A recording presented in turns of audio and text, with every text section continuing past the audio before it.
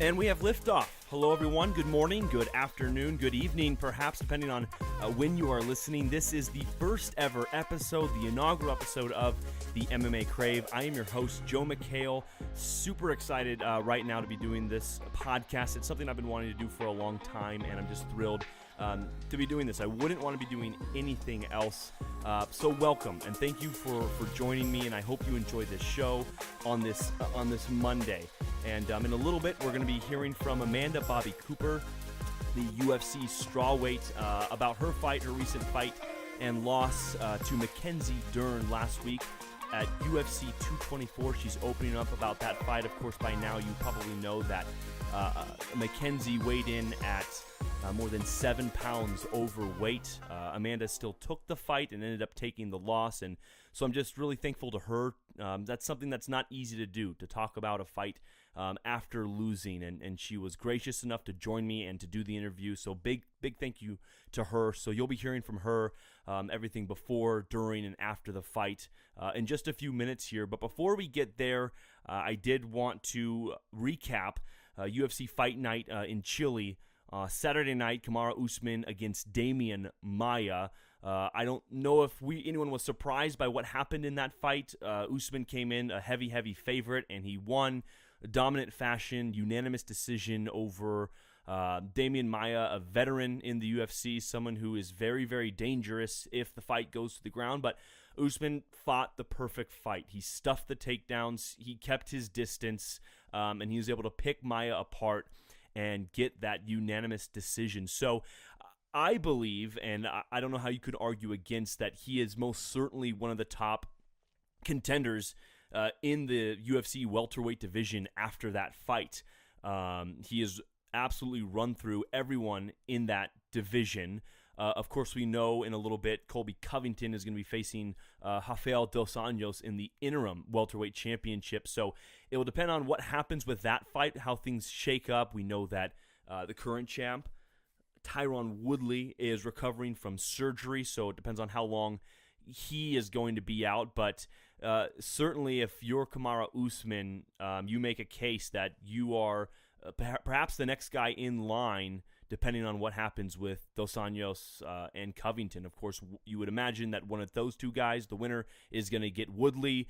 And if you're Usman, maybe you sit out for a little bit. Of course, we know Stephen Thompson is fighting Darren Till next weekend, so that's certainly a big matchup. Jorge Masvidal is out there to potentially as an opponent for Usman, but he's let the welterweight division know that he's here, he's coming after the strap, and I believe that he's just as dangerous as anybody in that division. So it'll be interesting to watch. I thought his fight with Maia was a good fight. He did what he needed to do to win. I know on the post-fight show on Fox, Woodley made the comment that it wasn't enough to really prove that you deserve a title fight, but Woodley's last fight, he got a unanimous decision over Demian Maia. So, I mean, Maia's a guy, it's tough to fight that guy, to really go for the finish, because he's not someone you want to go to the ground with. We all know, if you go to the ground with that guy, you are at a major risk of getting submitted. He's one of the best Brazilian jiu-jitsu practitioners to ever step inside the octagon. He's extremely dangerous on the ground. I mean, you saw during the fight, he basically laid down and was inviting Usman into his guard, and of course, Usman was smart enough not to take that bait. There's no way he was going to give into that, especially in the later rounds when he certainly had the upper hand.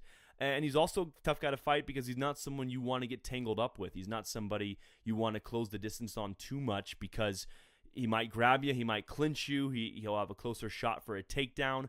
I thought that he showed early on in the fight he was throwing his left hand well, Maia that is, but once Kamaru Usman was able to kind of settle down and stay within himself, he really just displayed that he's able to go 5 rounds. He conserved his energy. He looked just as ready to go at the end of the fight that he was in the beginning of the fight. And again, I really like this guy. I'm high on this kid, and I think, look at me calling him a kid. I think we're the same age. He might be a year older than me, but I'm really high on him, and I think that he is going to give the welterweight division some serious problems. Props to Damian Maia for taking that fight on such short notice. He did it, and he made the card worth tuning into, I believe, and I enjoy the fight. And so, yeah, we'll see what happens next. Again, you've got the interim fight between Dos Anjos and Covington. Stephen Thompson fighting Darren Till. Jorge Masvidal's out there, but Usman makes a very strong case to be someone who's gets a title shot very, very soon. So we'll see how that plays out. Another fight on the card that went that I thought was very enjoyable. Tatiana Suarez defeating Alexa Grasso in the first round via a rear naked choke, I believe, just showing her dominant wrestling performance. That's, I believe, 3 in a row now for Suarez, and she's shown that she's going to be a problem in the women's strawweight division for sure. So, yeah, excited to have her on the UFC roster, and just really looking forward to what she's going to bring to that weight class. Now, someone we'll be talking to on this show is in the UFC strawweight division, the women's strawweight division, but of course, we're not talking about anyone who fought last night. We're going back to UFC 224 last weekend. Amanda Bobby Cooper, of course, she fought Mackenzie Dern in what was a controversial fight. Mackenzie stepped on the scale more than 7 pounds overweight. Amanda ultimately agreed to the fight. She did get, I believe, 30% of Dern's show money. So maybe that lessens the blow a little bit. But still, taking a loss is something that you don't want to do. And I believe that Amanda would not have taken that fight if she didn't believe, regardless of how heavy Mackenzie Dern weighed in. I don't think, Amanda believed that she was going to win that fight. And of course, it didn't turn out that way. Dern was able to get a submission after dropping Amanda Bobby Cooper in the first round.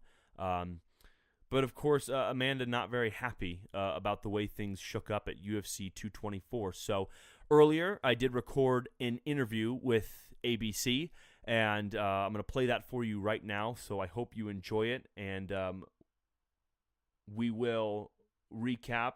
And if you've tuned in long enough, and if you tune in through the rest of this show, then that means hopefully that you enjoy it, and you are enjoying it. And so I'll tell you a little bit more about myself and where I come from and my background. Won't spend too much time on it, and kind of ultimately what I want to accomplish here. So for now, enjoy the interview with UFC strawweight Amanda Bobby Cooper. Okay, I'm joined now by UFC strawweight Amanda Bobby Cooper. Amanda, thank you so much for taking the time out of your day to just come here and interview. Did you know that this is a big deal, you're the first guest in the history of this show? Oh my gosh, how cool is that? I'll always be remembered then. I know, it's pretty cool. I'm thrilled about it. I'm just, again, very appreciative that you're taking the time to do this. I know it's coming off the heels of a loss, which is never fun to do, never fun to talk about it. But again, just thank you so much for doing this, Amanda. Yeah, no problem. Thanks for having me. Of course. So the first question I want to get into just is your health, how you're feeling after the fight. How are you doing health-wise? I got a little sick maybe from the plane, or sometimes I get sick after my fight with my immune system down from cutting weight. So I've got a little cold right now, which isn't as fun. I came back to good weather, and I'm been sitting inside all day. But physically, I feel great. Emotionally, I'm upset about my fight.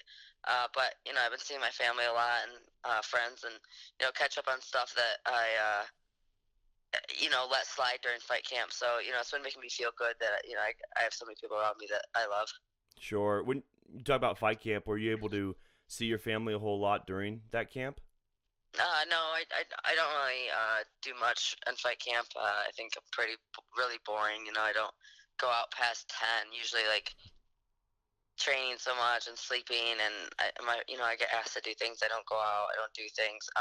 My family does do a family dinner every other weekend on Sunday, and I'll try to make it out there. But when it gets too close to a fight, I can't eat the food, and sometimes I just need if I have a few hours that I'm not training, I like to just relax. It's too much to drive out to my parents and see them, and I try as much as I can. But definitely during fight camp, I don't get to see people as much.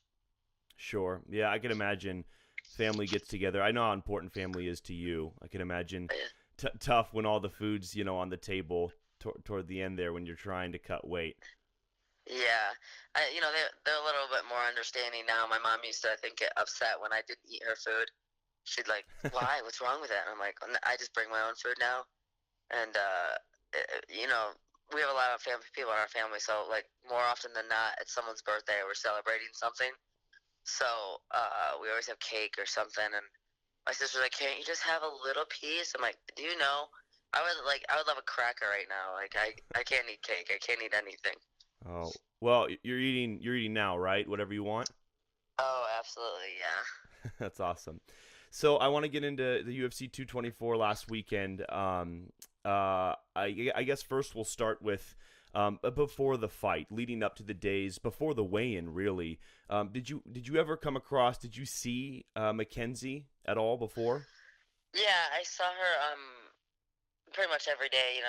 For a second, if when we checked in the media day, I saw her for 5 to 10 minutes every day leading up to the fight. Okay.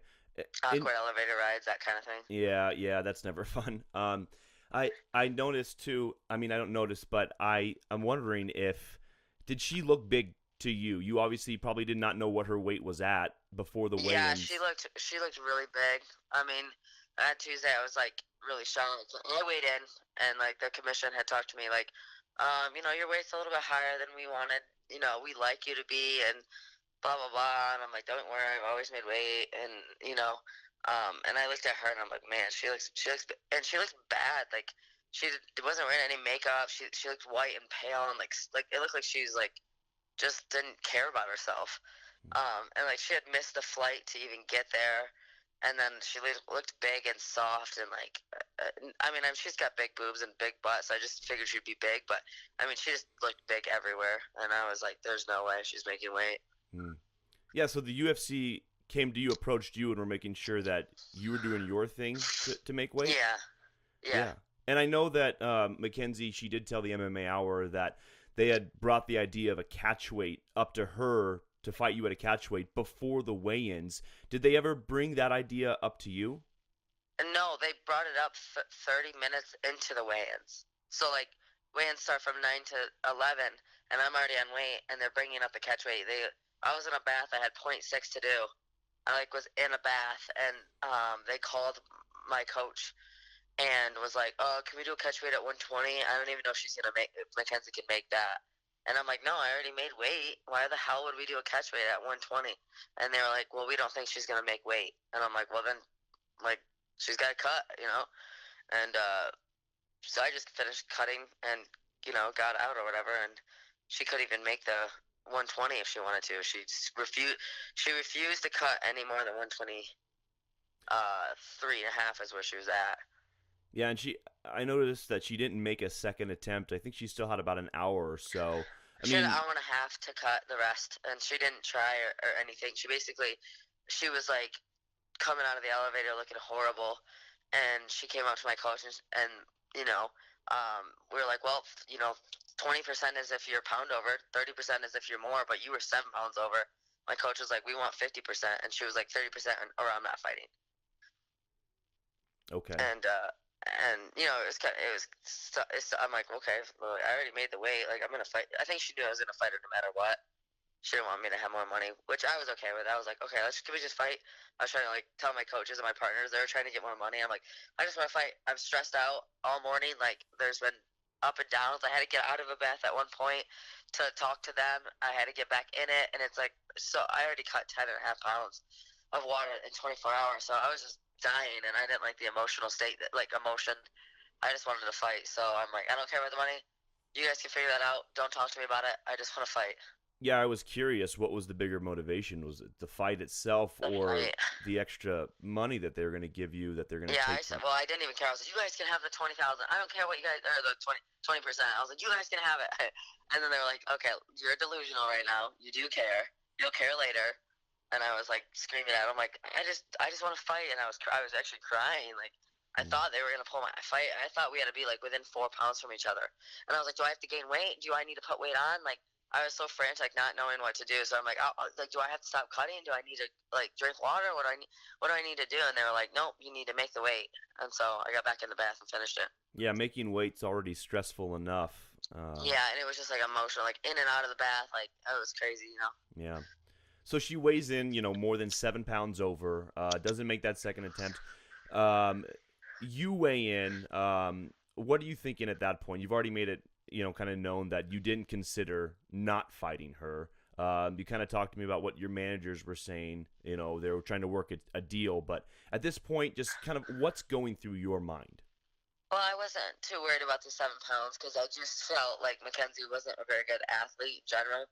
It's not like she was 7 pounds of like steroids. I'm like, I just thought like, okay, so I mean, you can weigh more than that tomorrow anyway. I mean, so much, maybe 10 pounds bigger than me, which sucks. It is a different weight class, but I didn't think that it mattered. I was still very confident in the fight. Like, I didn't think twice about it. I didn't. Yeah, my coach didn't think twice about it. We just knew that I did too much of a training camp to just train too much, cut the weight. There was no way that I wasn't fighting. To me, even I lost, I still don't regret it. I still wanted to fight. Yeah. Can you tell us how much 30% was, or am I going to get you in trouble?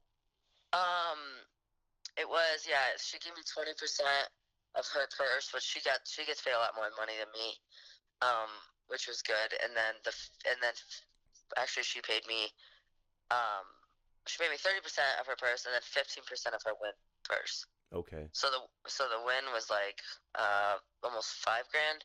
Okay. And then I get taxes and stuff taken out of it too. So I'm trying to think exactly. But the win, the other bonus, the 20% was an extra 13,000. Sure. Yeah, I can't remember. Does that exactly. No, it's okay. Does it lessen the blow at all, after taking an L? I mean, yeah, because after, you fight and you don't win and you're like, man, your paycheck could have been so much more. I get stressed, thinking, when am I going to fight again? Last time I lost, it was 9 months, So it's like, man, what am I going to do for money? Most of the time you're stressed about the money because, I had to pay all of my coaches, all my training partners. They took money out for, the plane ride, the hotel. I mean, the hotel they pay for, but I wanted to stay extra days, so, I had to pay for that. It just by the time you pay everything, you're almost out of money, and so it does. I mean, it doesn't. Every time I lose it, I feel like something a part of me dies, and I never get it back. So it doesn't lessen the blow, but it is a little bit easier knowing that I'm not gonna struggle that long. I obviously have to, take care of my money, but it's not as bad. Sure. Okay, so Amanda, you're in the octagon last Saturday night. How much bigger did Mackenzie seem, and how much of a role did it play in the fight? No, I mean she did seem a lot bigger, just thicker. Just I mean, I felt like I was the better athlete. But it's something you just don't think about in the fight.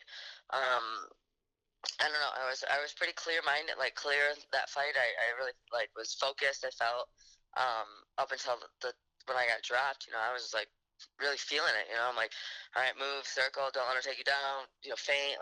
I remember thinking everything I was feeling in my training camp. So, it was a tough loss to be confident, feel ready, feel like you did everything. Because I think if I knew something was wrong, I didn't have a good warm up, and then I went out there and I couldn't focus, it'd be easier to take care of. I think I'd be like, well, next time I just got to do this. But I didn't feel anything other than greatness from that fight. And then to lose, and everyone was like, well, anyone can get clipped. Anyone, it is true. MMA fights are it's a chance you're taking. So it's tough to deal with, but I'm doing all right. Sure. No, you seem like you're positive about the situation, which I respect. And you don't think you didn't think the weight would matter at all when you stepped in Saturday night. You didn't care that she had extra weight. It didn't matter to you. No, not at all. I think now it's just because I was so focused and ready to fight. I honestly think if she were 15 over, I would have took the fight. I don't know why. I just, like, the mindset I had was good, and I wanted to fight. Looking back on it now, like, if a girl came into my gym, even now, like, I'm big, a lot bigger than some of the girls I train with, 10 pounds, whatever.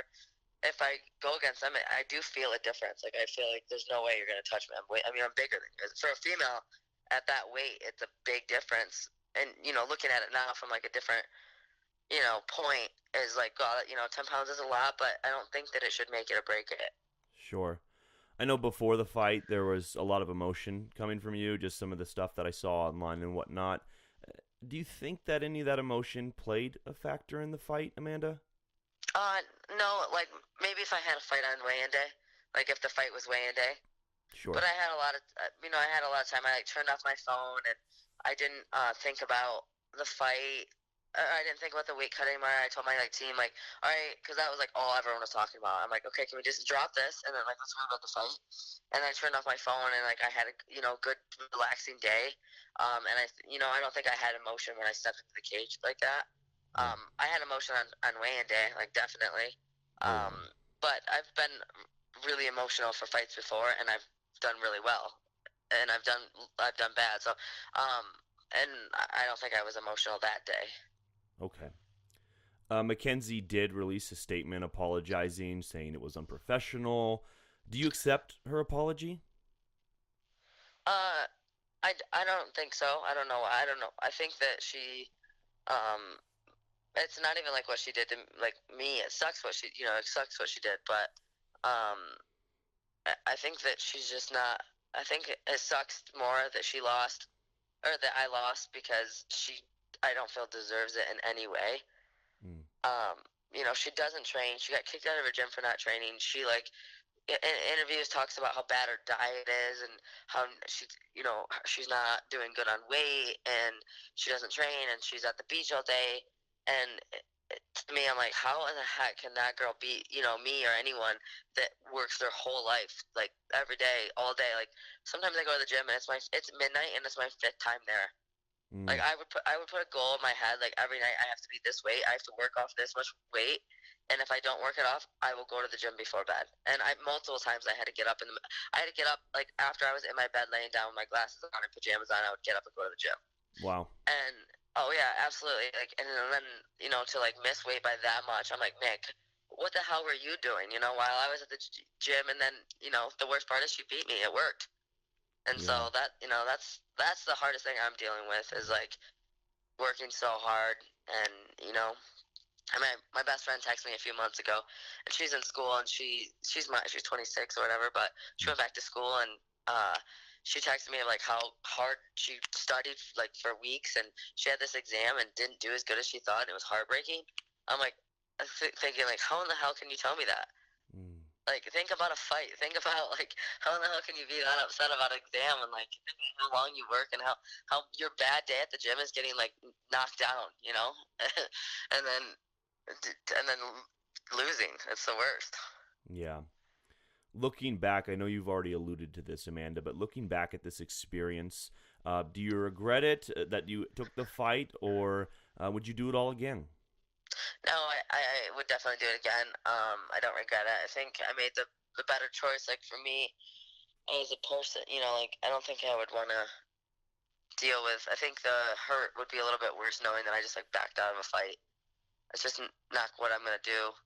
Not something, not the person that I want to be. So yeah, I stepped up. I did what I thought was right. It didn't turn out well for me, but she's a good opponent. So I'll just have to train more and get back in there. Sure. Recently on social media, you posted about, doing something that you've never really done before, and you went in and had lunch by yourself and just kind of reflected on everything, and you weren't getting down on yourself. The most thing I took out of that was how you responded in that moment. Do you feel like sharing kind of what your thoughts were and how you were able to kind of pick yourself up in that moment? Yeah, after my fight the next day, I just told my team that was out there with me in Brazil, like, you know what, we're in Brazil. Let's have just a good day. I know it sucks, like I'm heartbroken, but I just want to have a good day. And we drank all day and went to the ocean, and we had a great time. And I kind of like put a Band-Aid over the wound and didn't turn my phone on for 3 days and said, okay, I'm just gonna deal with it later. I want to deal with the hurt, deal with the pain, deal with the stress, deal with the social media later. And then, you know, the next day we had fun, and then we go down the plane, and I'm busy, and you know I'm upset, and then I get home, and everyone leaves me, and I'm alone for a minute, and I'm like, oh man, this is rough. Like all of a sudden it's coming, you know. And I turned my phone on and try not to look too much at social media, but I decided to. It was a nice day out, and I was gonna go just drive or do something, you know. And I ended up driving around and decided that I'm gonna get some food. And like I said, I live alone. I love to be alone. I think it's important, but I've never done like a public alone thing. Like I never like going to the movies or going to lunch and people look at me and be like, "Why is she sitting alone? She must have no one around, or she's weird or lonely," you know. And like that's a weird thing to like think about, but I've never done that. And I went to lunch and I just like sat alone and I just looked at other people, probably thinking the same thing. Wonder what they're doing. Is that their kids? Is that the girlfriend? Whatever.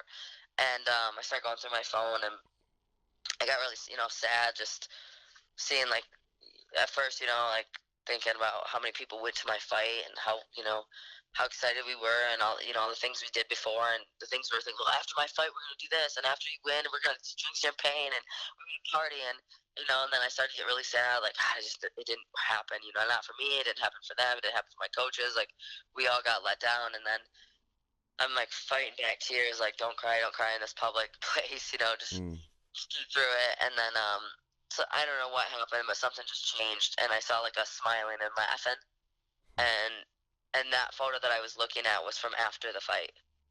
It was like the next day, and I was like, wow, like I'm smiling and laughing, and they were too. They weren't upset. They were like happy that we were happy, and like they were having a good time, and I was having a good time, and then you know I looked at the rest of the photos before the fight, and the same thing. We're happy, and you know, I just kind of reflected on the fact that like I had so many people like around me, not just the people that went to my fight, but like all my parents and friends and everyone that, you know, were writing me messages. And I didn't have a lot of hate, you know. I had a lot of like, wow, you really stepped up. And you know, from all these random people that I don't know were very proud of me for stepping up and still taking the fight. And it made me, you know, made me happy that I made that decision. Yeah, certainly. I respect you tremendously, Amanda. Real quick, last thing, kind of if you know at this point, I know it's maybe way too early to tell, but do you know what's next for you at this point? Yeah, no, I'm just gonna, as soon as I'm getting done sick, I'm gonna get back to the gym. Like, I wasn't there yesterday and the day before, but just watching and being around the team. I literally live across the street from the gym, so it's hard to not be there. But I'm gonna let my stop feeling so sick, and then get back to the gym and kind of just plan on like having fun for a while at the gym. You know, learn new things and experiment. You know, um, not have the stress of a fight, but just, you know, fall in love with it and stay. You know, maybe do jiu-jitsu more, or do some jiu-jitsu tournaments, or what, help coach more and take up some different roles and have fun at the gym. Um, and then I, you know, hopefully get a fight, you know, within the year. You know, I don't know how long they want to, you know, keep me waiting. I don't like to wait, because as soon as I win, I feel good again. You know, and up until I win, I feel like crap. So I need Sure. to just train, have fun in the gym, and then take a fight and get a win, so I feel good again. Yeah, that monkey off your back, right? Yeah, exactly. Yeah. Well, hey, I'm glad that you went and had lunch by yourself. I go to the movies by myself quite often. I know that sounds You know, weird. I actually am.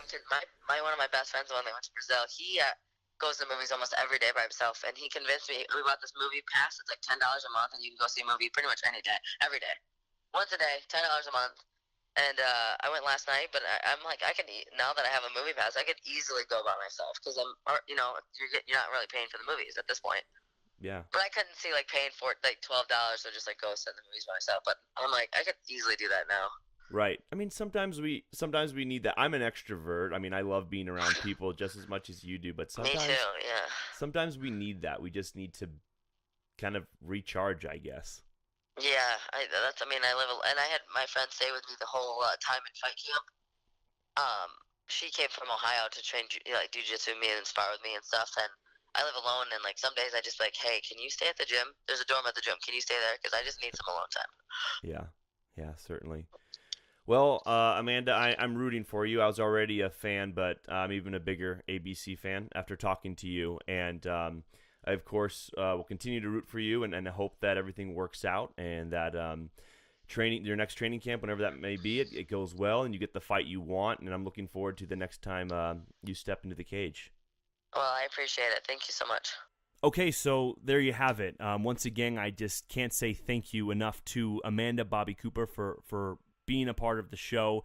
We'll never forget it. Like she said, she was my first ever guest on the MMA Crave, and it's a moment that I will remember for the rest of my life. And I'm just so grateful that she was able to come on the show and open up about something that is really hard to talk about. No one likes to talk about losing, and she did it with a positive attitude, and that is why I'm a bigger fan now than I was before this interview, this show. So I am rooting for Amanda, and I mean that when I say it, and my hat's off to her. Seriously, I am looking forward to the next time she steps into the octagon. Okay, so we're pretty much going to wrap things up here, and before I do go, if you've made it this far, then it means you've enjoyed what you've listened to, and I can't thank you enough for listening to the show. So before I go, I just want to tell you a little bit about myself in just a minute or two and why I love mixed martial arts so much. So yeah, like I said in the beginning, I'm in Spokane, Washington, and I'm here because of my profession. I work in television. I'm an on-air news reporter at an NBC affiliate here in town, and I love what I do as a career. I get to tell stories every day. But another love of mine, as you know by now, is mixed martial arts. And I grew up in California, and I grew up in Sacramento, the home of Team Alpha Male, Uriah Faber, and that squad, and it was kind of my first experience with mixed martial arts. It was about, I would say, at least 10 years ago, maybe more, because it might have been in 2006 or 7. And I was floating the Sacramento River, the American River, with my little brother, Josiah.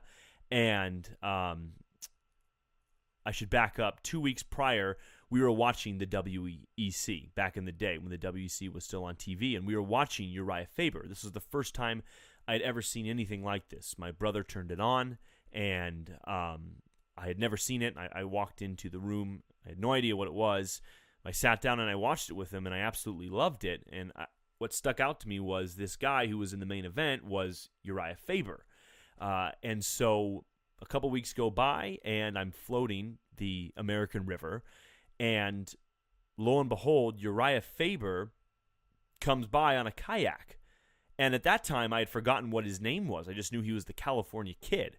And so I look at my brother Josiah and I say, hey, isn't that the California Kid? He says, yeah.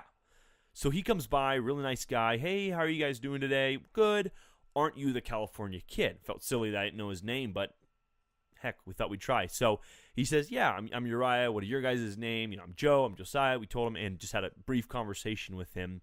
And was just super down to earth, super nice guy, invited us into the gym, and from that moment on, I just became obsessed, and it was like, when's the next fight? When's his next fight? I actually got to go to his first fight against Jens Pulver. I went to both, but the first one, the 5-rounder in Sacramento at Arco Arena, rest in peace, and I loved it. I was obsessed. I watched as much of it as I could. And that's why I'm excited, really, to be here right now, is because I have a love for the sport, and I like to share stories and talk to fighters, and hopefully share that with you. So that's the goal of this show.